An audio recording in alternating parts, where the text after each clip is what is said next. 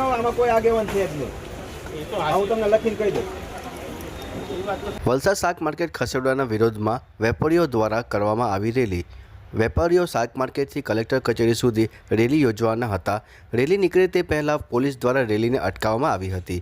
શહેરના મધ્ય વિસ્તારમાં જગ્યા ફાળવવા બાબતે વેપારીઓ દ્વારા કરવામાં આવી હતી માંગ. જિલ્લા કલેક્ટર દ્વારા અન્ય સ્થળે જગ્યા ફાળવવાને લઈને વેપારીઓ કરી રહ્યા છે વિરોધ. મોટી સંખ્યામાં વેપારીઓ એકત્ર થતાં પોલીસ દ્વારા સ્થળ પર પહોંચીને રેલી અટકાવવામાં આવી. 4-5 દિવસ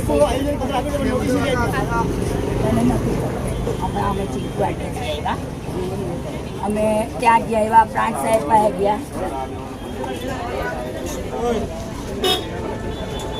કલેક્ટર સાહેબને અમે બધા એવિડન્સ બી આપ્યા છે. સર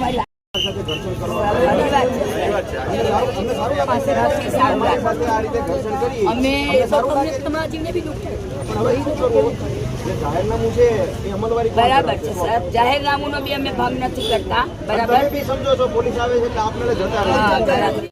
સાહેબ અમને શું કહે છે કે 5 માણસ સિવાય અમારી ઓફિસની અંદર એન્ટર નહીં.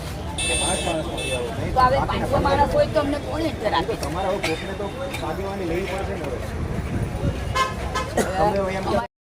એનો પ્રોપર વે હોય. આ રીતે ટોળાછોડી કરવાથી કઈ ફાયદો થોડો થવાનો છે? નથી થવાનો સર. એમ કહે છે, અમે રજૂઆત જે કરી ને સાહેબ, એમાં કલેક્ટર સાહેબ અમને એમ કહે છે કે મારી પાસે જે બી વ્યક્તિ આવે એવી રીતના 2-3 ટુકડી ગઈ છે લોકોની, 5-5 વ્યક્તિની 5-5 વ્યક્તિની 2-3 ટુકડી ગઈ. કલેક્ટર સાહેબ એમ કહે કે આમાં મને કઈ ખબર પડે કે કોઈ ભારત માતા કી